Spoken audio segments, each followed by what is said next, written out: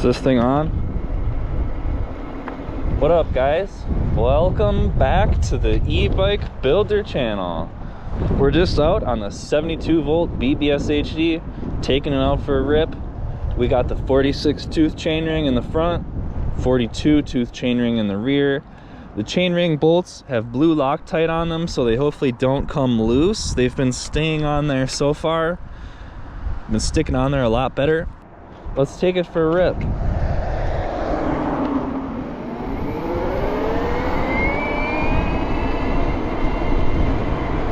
That better not be rain. Look at all these clouds over there. It looks kind of ominous. I don't know if that's just the sun shining through the clouds or if that's rain, but we're going on a bike ride. Either way.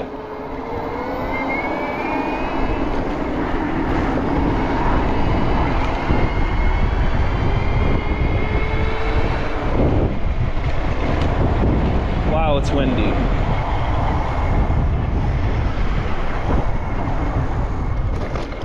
It is unbelievably windy. It can make for an interesting ride.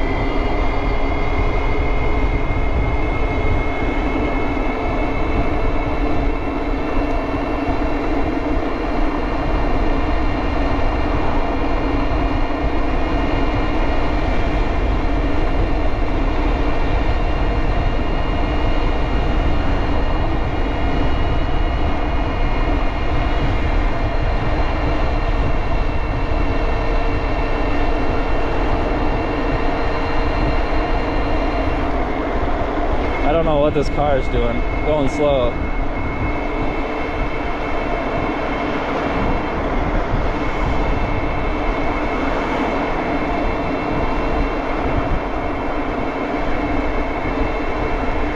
We're cruising. I think the wind is pushing me a little bit.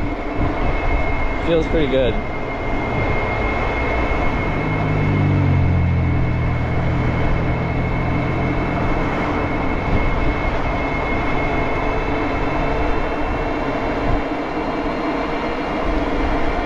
The motor's at 44C.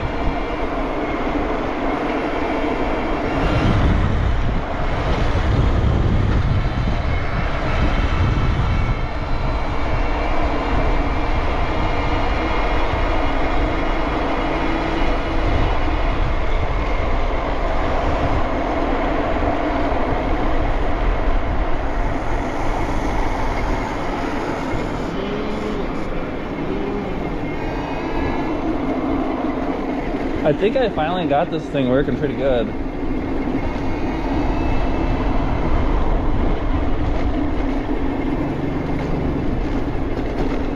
And boy, is it an improvement over the stock BBSHD controller setup.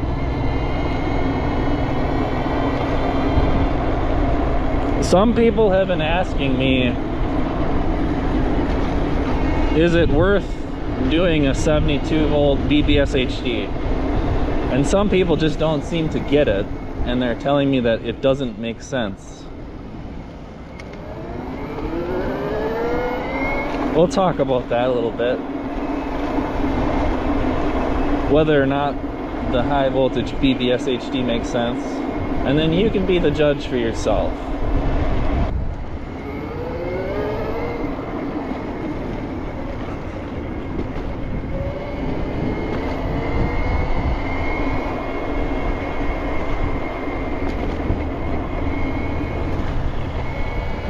All right, here we go. Please don't pull out in front of me. So we'll talk about whether or not the 72 volt BBSHD makes sense in a minute here.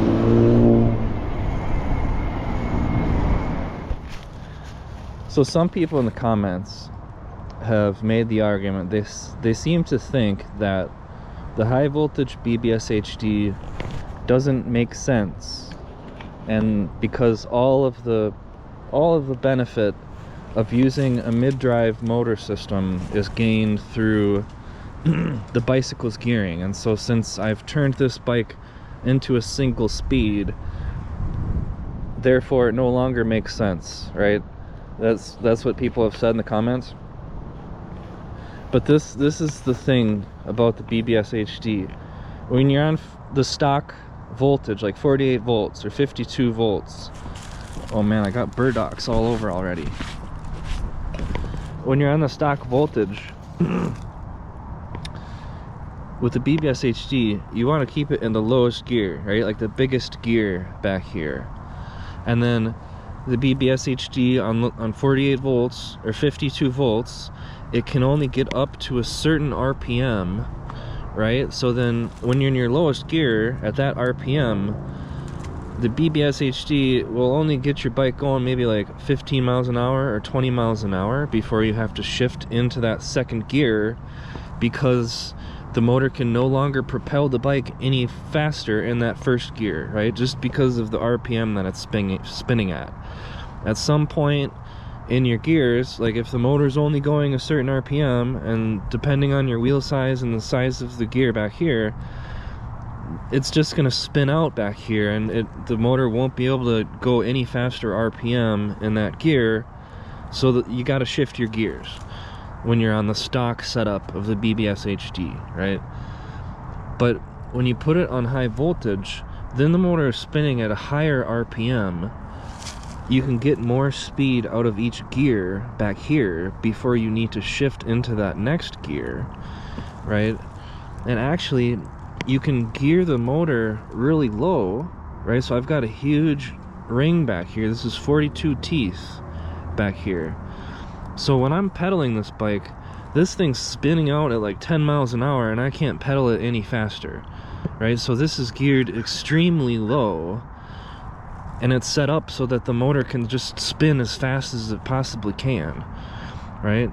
But when you put it on high voltage and then you gear it really low and the motor can spin really fast, then you add in some field weakening, right, with the phase runner controller.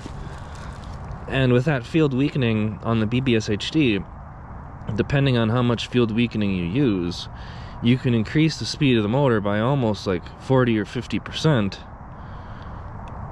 right? So then all of a sudden, in your lowest gear, you can get going, 35, 40 miles an hour. So then why, it's like you don't even need more gears on your bike, right? And so why would you shift to a higher gear if you can go as fast as you need to go just in that one gear, right? So that's the whole point of the high voltage BBSHD, is it's spinning a lot faster. You've got more RPM, right? You can gear it really low, and the motor, due to that increased RPM from the high voltage, low gearing, you can just keep on going, right? Like you don't need to shift into a different gear to get it to continue going faster. And then also, since you don't need gears, you don't need a shifter up here, right? You can just make the bike a single speed, right? And then, so a chain tensioner is a lot more simple than a derailleur. I think that probably most of the problems with my mid-drive bikes, it's actually usually due to the derailleur and the derailleur hanger and the shifting of the gears. Like if you've got a mid-drive bike and your derailleur and your gears aren't shifting smoothly, then it's just a mess, right? And that derailleur, it's hooked up to a steel cable, that stretches over time, and then you got to have the shifter up on your bars. And so the derailleur, actually, like basically all of the challenges and the difficulties that I ever had with these mid-drives, most of the time it was actually the bike's derailleur and shifting was what was causing all of the problems. So as soon as you get this thing on high voltage, You can go down to just a single gear back here, just a single speed. You can use a chain tensioner instead of a derailleur, right? So just buying a single chainring to put back here costs like $5 or $10 compared to the cost of a whole cassette, right? So why would I buy a whole entire cassette if I only need this big sprocket from it, right? You'd be paying $100 for a cassette that has a gear that low, whereas I can get this chainring for like $5 or $10 on AliExpress. So, you know, and then I can use the stock chainring in the front because I no longer need that lecky that offsets the chainring back further, so that you can use all of your gears on the cassette, right? So it's actually, you know, on the high voltage BBSHD, you got to open the motor and get out some kind of a wiring harness wired into your motor, right? And then you've got to get a more expensive controller. But in terms of like the setup back here in the drivetrain, there's no shifter, right? It's one less thing on my bars. It's one less cable that I have to run along the bike. I don't need a cassette. I can just use this single sprocket. Don't need a derailleur. I can use a chain tensioner, right? The motor is still spinning, you know, nice and fast. It's not in too high of a gear where it's stressing the motor out and the internal components, right? So I mean, there's, you know, when you're on higher voltage, having all of those gears isn't as necessary, and it doesn't always make sense to have a bunch of gears back here, right? So one disadvantage of this is like you can't really pedal this thing as a bike, right? Like you can pedal it, but it's just going to go really slow. It's geared very low. But so if you want to ride your bike like a bike, I mean, I think you still could. You could leave the gears on here in the shifter, but you would just have to turn the power down a little bit. So I think you could still probably ride a high voltage BBSHD like a bike if you wanted to. I just don't have it set up that way. So it is more of kind of a throttler. So if you're looking for your bike to be like a pedaling bike where you're riding it and pedaling along with it, then maybe the high voltage BBSHD doesn't make as much sense. But I really think, like, if you wanted to pedal your bike, I'd maybe even go with the O2 and you put the O2 on like a base runner controller, or maybe even a phase runner. I think the O2 could be a lot of fun on high voltage as well. So it depends, you know, whether or not it makes sense for you. Depends on how you want to ride your bike, how fast you want to go, you know, how much do you want to be using expensive chain rings and stuff like that.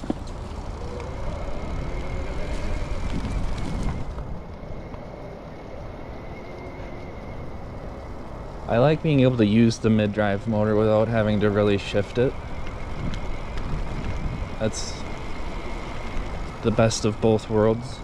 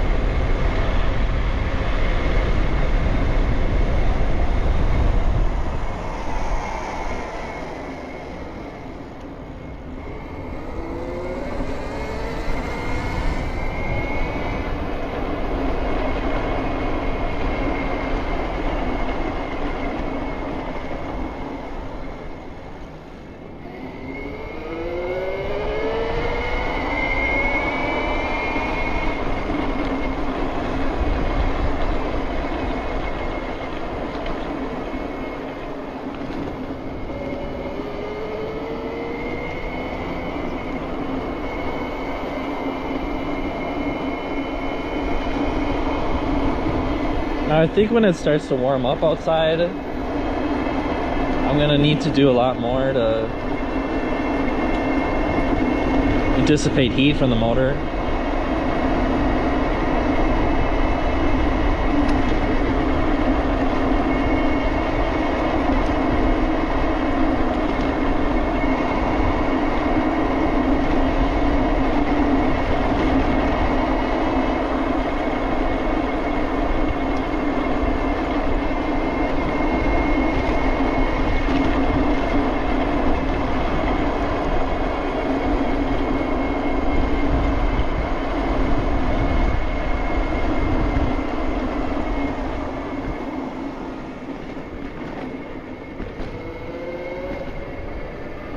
It seems like the motor can handle the 1,000 watts it was designed for, but kind of like as soon as you start doing more than 1,000 watts is when heat starts to build up.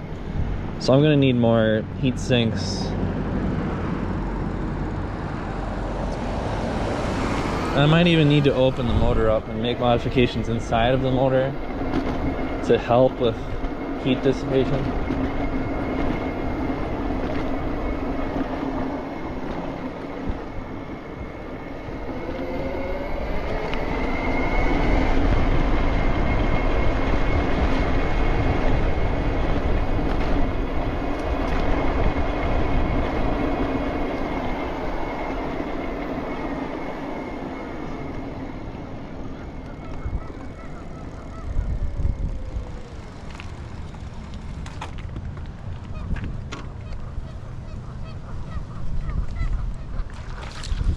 Been feeling a little bit weird lately because the weather has been changing so wildly.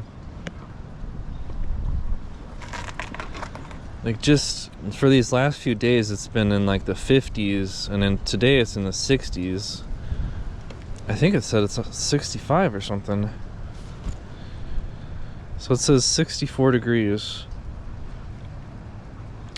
But then it says tomorrow it's going down to 44. So it's been funky. We had kind of a heat wave for a few days here.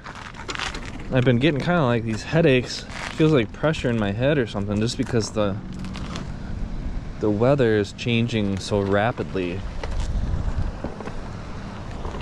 I think our bodies need some time to adjust.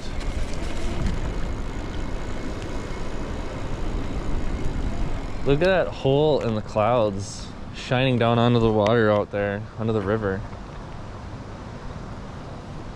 I wonder if my GoPro's even going still. Yep.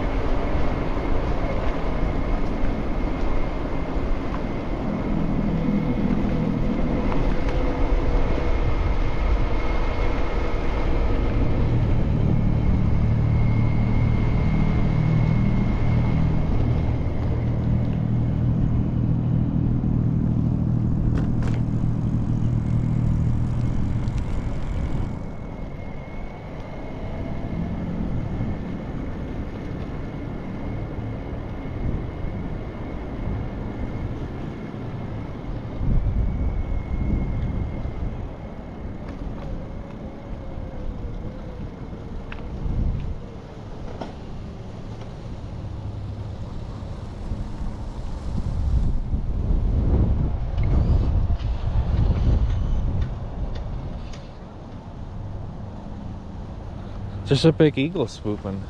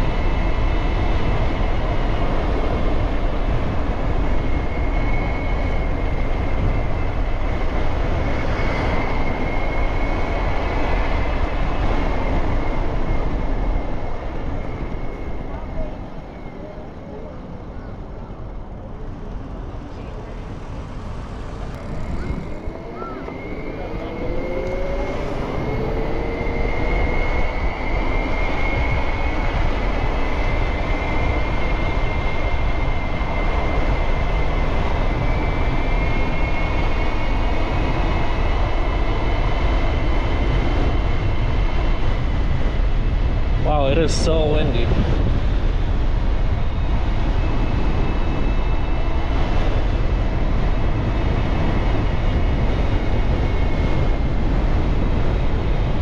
A lot of people on bikes.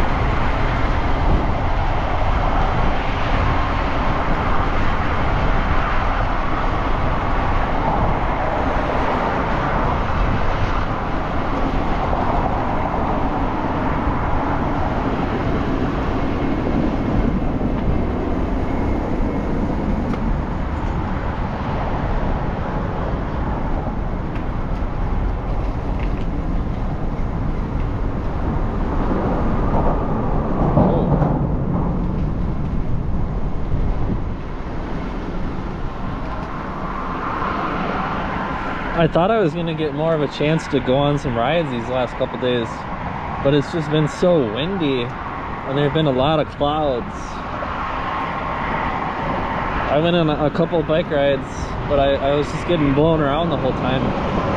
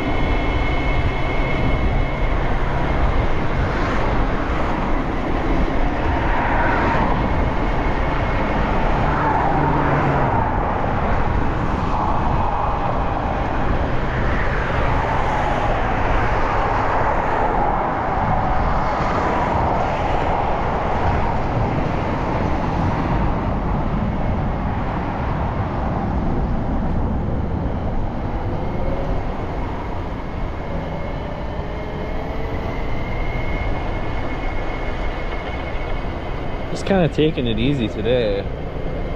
It's really windy. And it's like 60 something degrees out, but it's still, when I get moving, can get a little bit chilly.